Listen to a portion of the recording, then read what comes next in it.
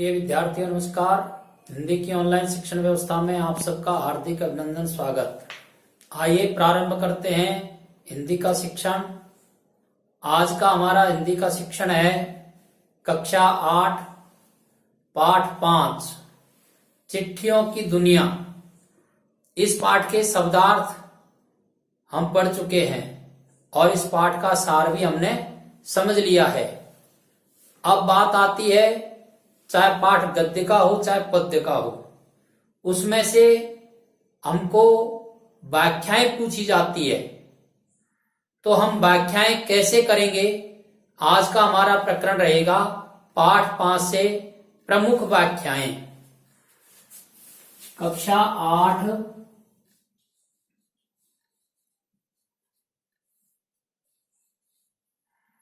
पाठ 5 पाठ 5 का नाम है चिट्ठियों की अनूठी दुनिया।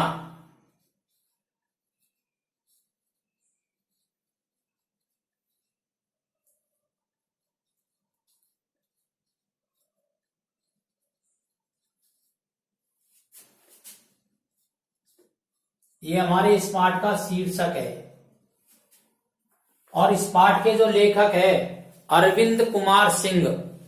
अरविंद कुमार सिंह जी ने इस पाठ के अंदर पत्रों के महत्व या पत्रों की उपयोगिता, योगदान, इसका वर्णन किया है।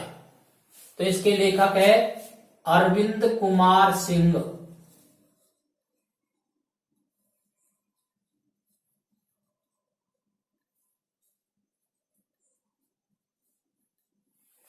इस पाठ के शब्दार्थ हम पढ़ चुके हैं और पाठ का सार भी हम समझ चुके हैं। अब तीसरे नंबर पर आता है पाठ की व्याख्याएं या भावार्थ। तो इस पाठ में से कुछ प्रमुख गद्यांश अपन लेंगे और उस गद्यांश की व्याख्या कैसे करनी होती है। यद्यपि आप व्याख्याएं अन्य स्थानों पर भी समझ सकते हैं, सीख सकते हैं, लेकिन यहां आपको यह समझाया जाएगा कि हम व्याख्याएं कैसे करें। तो इस पाठ का जो पहला गद्यांश है उसकी व्याख्या हम करते हैं। पहला गद्यांश आपका प्रारंभ होता है, पत्रों की दुनिया भी अजीबो गरीब है। यहां से प्रारंभ होता है। तो कभी भी हमको यदि व्याख्या करनी है तो जो गद्यांश या पद्यांश हमको दिया गया है, उस गद्यांश या पद्यांश की प्रारंभ के कुछ शब्द लिख लेते हैं और अंत के कुछ शब्द लिख लेते हैं, बीच में डॉट डॉट लगा करके, और उसको हम यह सिद्ध करते हैं कि हम यहां से प्रारंभ करके यहां तक के गद्यांश या पद्यांश की व्याख्या कर रहे हैं। तो यहां हम लिखेंगे व्याख्या या पद्य या पंक्तियां। पंक्तियां लिखते हैं और पंक्तियां कहां से शुरू है हमारी पंक्तियां है, पत्रों की दुनिया भी।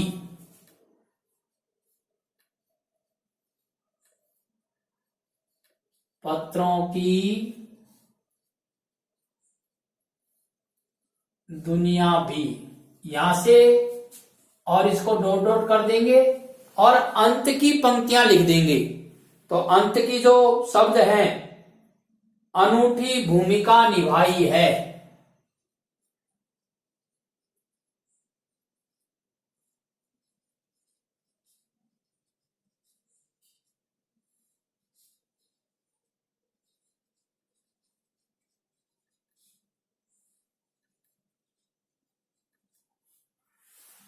यहां तक कि हम व्याख्या करेंगे, पत्रों की दुनिया भी डॉट डॉट अनूठी भूमिका निभाई है। इन पंक्तियों की हम व्याख्या करते हैं। तो व्याख्या के लिए सबसे पहले इन पंक्तियों को आप ध्यानपूर्वक पढ़ लीजिए। पत्रों की दुनिया भी अजीब गरीब है और उसकी उपयोगिता हमेशा से बनी रही है। पत्र जो काम कर सकते हैं वह संचार का आधुनिकतम साधन भी नहीं कर सकता। पत्र जैसा संतोष फोन या एसएमएस या संदेश कहां दे सकता है। पत्र एक नया सिलसिला शुरू करते हैं और राजनीतिक साहित्य तथा कला के क्षेत्रों में तमाम विवाद और नई घटनाओं की जड़ भी पत्र ही है। दुनिया का तमाम साहित्य पत्रों पर केंद्रित है और मानव सभ्यता के विकास में इन पत्रों ने अनूठी भूमिका निभाई है। इन पंक्तियों की हमको व्याख्या करनी है। तो दूसरा जो बिंदु हम लिखेंगे वो लिखेंगे प्रसंग। व्याख्या जब हम करेंगे तो सबसे पहले पंक्तियां, किन किन पंक्तियों की हम व्याख्या करना चाहते हैं, और उसके बाद में लिखते हैं प्रसंग, और प्रसंग के बाद में व्याख्या, और व्याख्या के बाद में विशेष। ऐसे व्याख्या के 4 चरण हो गए, 4 पद हो गए। पहले चरण में क्या करना, पंक्तियां लिखना, दूसरे चरण में प्रसंग लिखना, और तीसरे चरण में उसकी व्याख्या या भावार्थ लिखना, और चौथे चरण में उसका विशेष लिखना। तो प्रसंग में क्या लिखना होता है आपको हम समझा देते हैं। प्रसंग के अंदर हमें यह समझाना पड़ता है कि ये जो पंक्तियां हैं ये कहां से ली गई है, इनके लेखक कौन है, और इन पंक्तियों के माध्यम से लेखक हमसे क्या कहना चाहता है। ऐसे प्रमुख 3 बातें बतानी है हमको। तो अभी इस हिसाब से हम देखते हैं। तो ये जो पंक्तियां हैं ये कहां से ली गई हैं, यहां से प्रारंभ करते हैं लिखना। प्रस्तुत गद्य पंक्तियां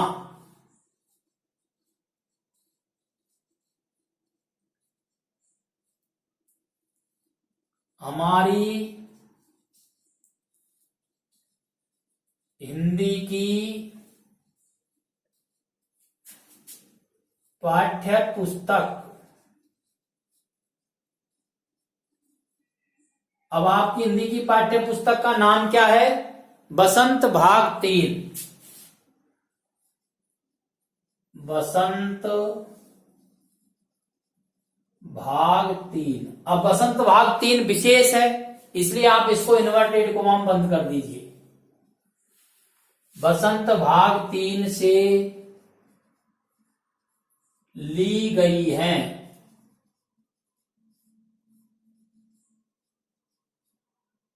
किसी भी पद्य पंक्तियों की या गद्य पंक्तियों की हमको व्याख्या करनी है, तो सबसे पहले हमें यह बताना होता है प्रसंग में कि ये जो पंक्तियां हैं ये कहां से ली गई हैं। तो ये पंक्तियां कहां से ली गई हैं, प्रस्तुत गद्य पंक्तियां हमारी हिंदी की पाठ्य पुस्तक के बसंत भाग 3 से ली गई है। पाठ कौन सा है, उक्त पंक्तियां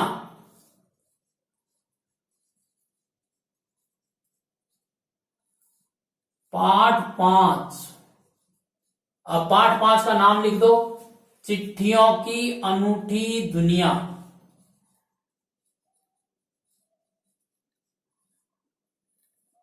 चिट्ठियों की अनूठी दुनिया से अवतरित हैं।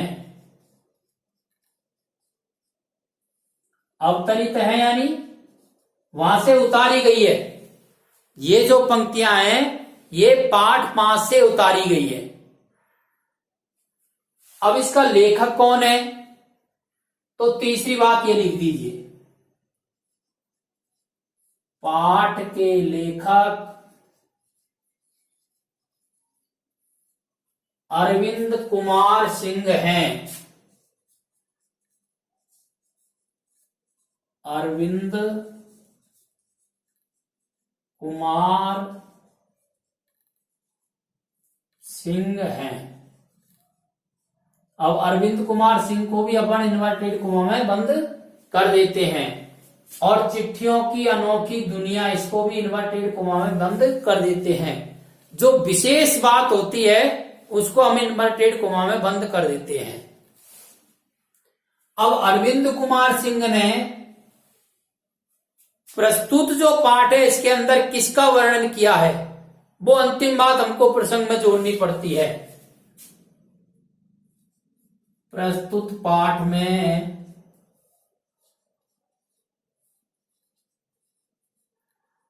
लेखक ने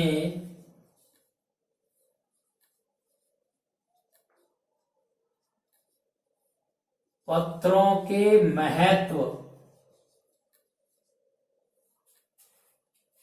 कोमा उनकी उपयोगिता,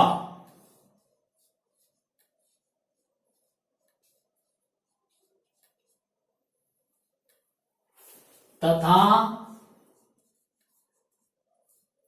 उनके योगदान का वर्णन किया है।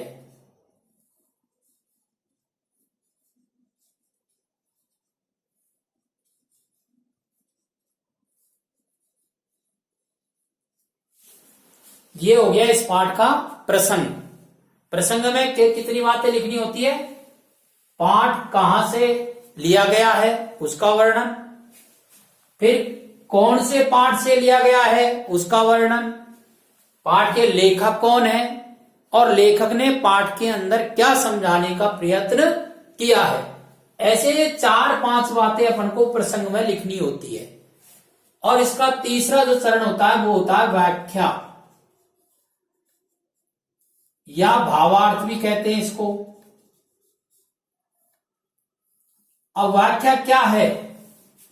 व्याख्या है जो पंक्तियां दी गई है उनको विस्तार से समझाना, अर्थात जो पद दिया जाता है उसके अंदर कुछ पंक्तियां ऐसी रहती हैं जो गूढ़ रहती है। यदि उन पंक्तियों को खोला जाए या उनके भाव को समझा जाए तो वह विस्तार हो जाता है। तो इस व्याख्या को भावार्थ भी कह सकते हैं, व्याख्या भी कहते हैं और भाव विस्तार भी कहते हैं। व्याख्या का अर्थ होता है विशद, बड़ा वर्णन। तो यहां जो ये पंक्तियां हमको दी गई है, इन पंक्तियों में ऐसी कौन कौन सी पंक्तियां हैं जिनको समझाना है। तो आपको देखिए, पत्रों की दुनिया भी अजीबो गरीब है, अर्थात पत्रों का जो इतिहास है वह आश्चर्यजनक इतिहास रहा है, ऐसे लिख सकते हैं। पत्रों का इतिहास आश्चर्यजनक इतिहास रहा है, उसकी उपयोगिता हमेशा से बनी रही है। पत्र जो काम कर सकते हैं वह संचार का आधुनिकतम साधन भी नहीं कर सकता, अर्थात पत्र की जो भूमिका है, आज चाहे कितने भी साधन बढ़ गए हों संचार के, उसके उदाहरण दे सकते हैं, उसके बाद भी पत्रों की जो भूमिका है या उनकी जो उपयोगिता है उसको नकारा नहीं जा सकता, उससे मना नहीं किया जा सकता। उसकी उपयोगिता आज भी उतनी ही है जितनी प्रारंभ में थी। पत्र जैसा संतोष फोन या एसएमएस का संदेश कहां दे सकता है। ये पंक्ति लिखने के बाद आप लिखिए, अर्थात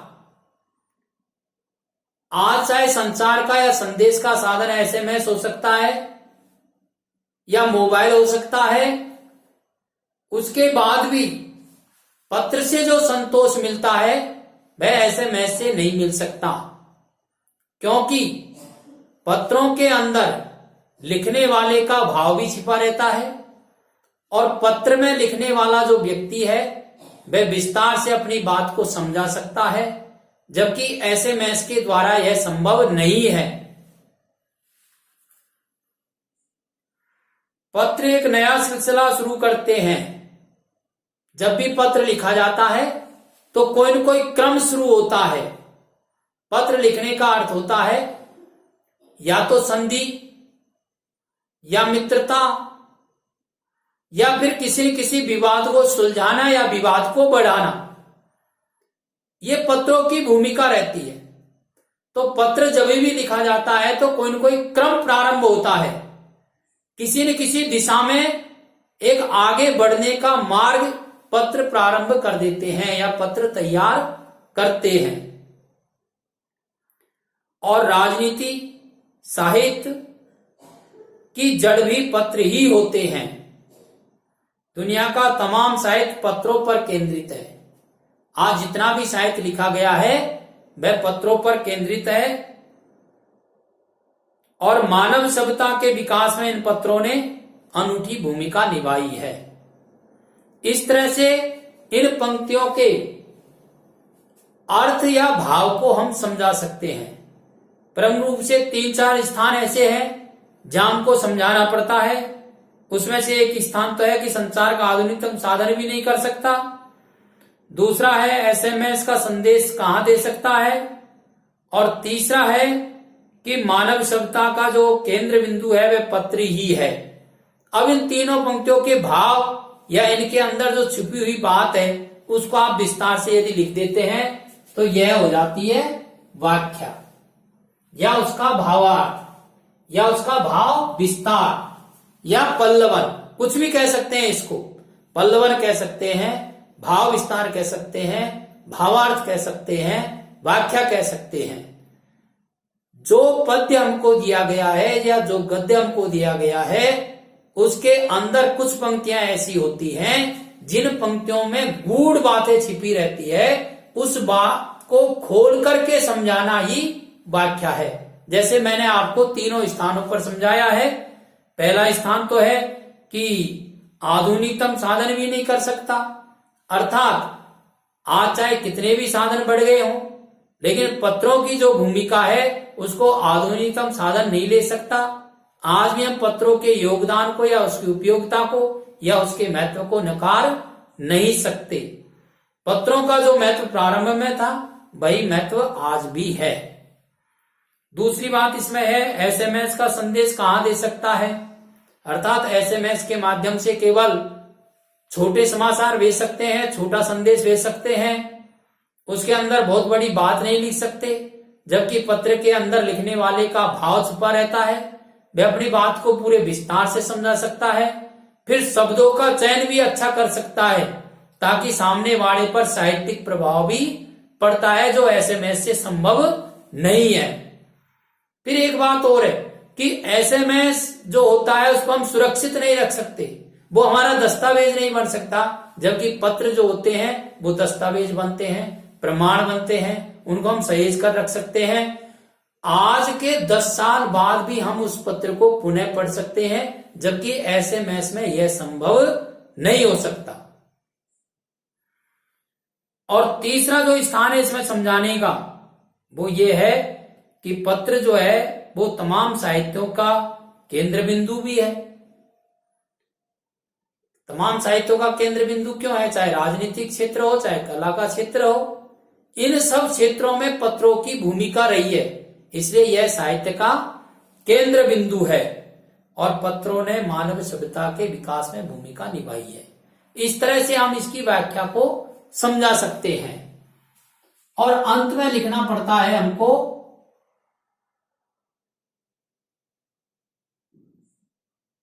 विशेष।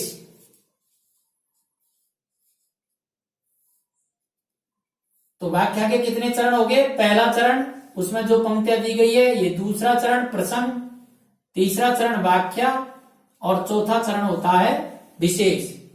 विशेष में भी हमें 3-4 बातें लिखनी होती है। पहली बात तो जो हमको पद्य या गद्य दिया गया है उसकी भाषा कैसी है, दूसरी बात है उसकी शैली कैसी है, और यदि पद्य का कोई भाग है तो उसमें कोई छंद है, अलंकार है, ये बता सकते हैं, और यदि गद्य का है तो शब्द विश्लेषण कर सकते हैं। शब्द विश्लेषण या शब्द प्रयोग इस नाम से समझा सकते हैं।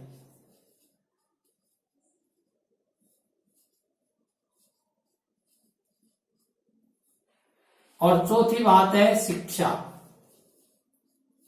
तो विशेष में ऐसे 4 बातें हम लिख सकते हैं। तो अब इस पत्र में ये जो हमको पद्य पंक्तियां दी गई है, गद्य पंक्तियां दी गई है, उसकी भाषा कैसी है? यदि कोई भी विशेष भाषा नहीं है तो हम लिख सकते हैं सरल एवं बोधगम्य है, यानी सहजता से समझ में आ जाती है, ऐसी भाषा है। दूसरी शैली कैसी है? तो पठनीय है, पढ़ी जा सकती है। शब्द विश्लेषण या शब्द प्रयोग, तो इसमें कुछ शब्दों का प्रयोग हुआ है जैसे अजीब, गरीब। ये क्या है? युग्म शब्द है, इसका अर्थ होता है आश्चर्यजनक।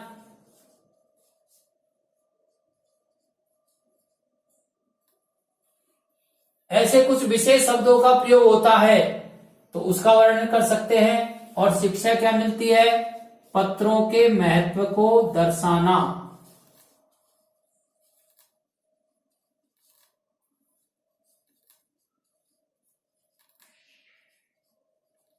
समझना। इस तरह से विशेष की 4 बातें हम लिख सकते हैं। भाषा कैसी है, शैली कैसी है, शब्द प्रयोग कैसा है और शिक्षा क्या मिलती है। इस प्रकार से इन 4 चरणों में हम किसी भी गद्य या पद्य की व्याख्या को करते हैं। तो पाठ 5 से एक पद्य की व्याख्या मैंने आपके बीच में रखी है। समझने की दृष्टि से आप इसका स्क्रीनशॉट ले लीजिए और कम से कम 2 बार आप इस वीडियो को सुने। सुनने से भी अच्छा याद होता है और समझ में भी आता है, इसलिए आप बार बार सुनेंगे तो बार बार आपका कॉन्सेप्ट उसमें से क्लियर होता चला जाएगा, स्पष्टता आती चली जाएगी। इसलिए कम से कम 2 बार इस वीडियो को आप सुने और शिक्षण के वीडियो आप तक पहुंचते रहें, इसके लिए इसे आप सब्सक्राइब करें। धन्यवाद।